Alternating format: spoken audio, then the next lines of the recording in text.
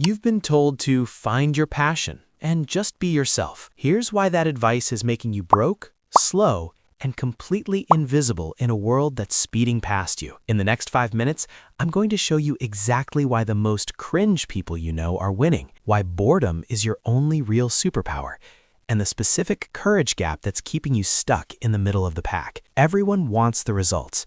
Nobody wants the receipt. You see the 6-figure launch, the shredded physique, the business that prints money while they sleep. But here's what you don't see, and here's the problem.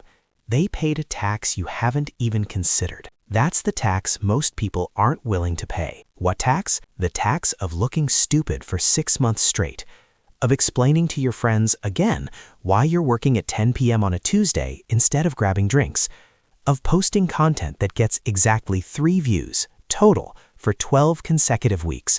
While you're curating your Instagram aesthetic, they're being cringe, and cringe compounds at 300% interest. Let me be specific. In 2023, I wrote 200 tweets before one got more than 10 likes. 200. That's 6 months of digital silence. Most people quit at 20. At 40, they decide they're not a content person or the algorithm is rigged. But top performers, they realize something you don't. They realize that being boring is the only real shortcut. Boring? Yes, boring. Sexy strategies fail. Boring systems scale. The guy who goes to the gym 4 times a week at 6 a.m. for 3 years? That's boring. The woman who sends 100 cold emails every Monday morning for 6 months? That's boring. The creator who publishes every single day regardless of engagement, weather, or motivation? That's excruciatingly boring. And that's exactly why it works, while everyone else is pivoting to the next shiny trend. But here's where it gets uncomfortable. You already know what to do. You don't have a knowledge problem. You have a courage problem.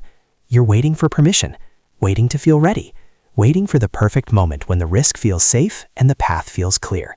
Here's the truth. That moment doesn't arrive. It evaporates. While you wait, someone cringier than you just took your spot, your client, your future. Think about your industry right now. Who's actually winning? Is it the most talented person? The smartest? The one with the best credentials? No, it's the person who had the audacity to be consistently visible while everyone else was strategizing and planning. The gap isn't talent. The gap is the willingness to be misunderstood, ignored, or laughed at for 18 straight months. That's the tax most people aren't willing to pay. But what if I told you that different isn't something you discover, it's something you dare? What if the only thing separating you from the people you admire is that they made a decision you keep postponing? Not a big dramatic one, a tiny one, repeated daily. Here's the actual mechanism. Every single morning, you face a binary choice. Option A, do what validates you. Check your metrics, see what's trending, copy the safe format, stay in the warm bath of applause. Option B, do what compounds you. The thing that might fail publicly. The thing that feels slightly too honest, too specific, too you. Top performers choose B precisely when the data screams for them to choose A. Most people don't realize the algorithm doesn't reward quality, it rewards volume. The market doesn't reward potential, it rewards proof. Your boss doesn't reward intention, he rewards output. Your body doesn't reward plans, it rewards reps. So why are you still optimizing for applause instead of outcomes? Why are you still rehearsing when you should be performing? But here's the twist that breaks the entire game. You think you need to be authentic before you start. You don't. You need to be consistent until authenticity becomes the only option left. Identity doesn't precede action. Action forges identity.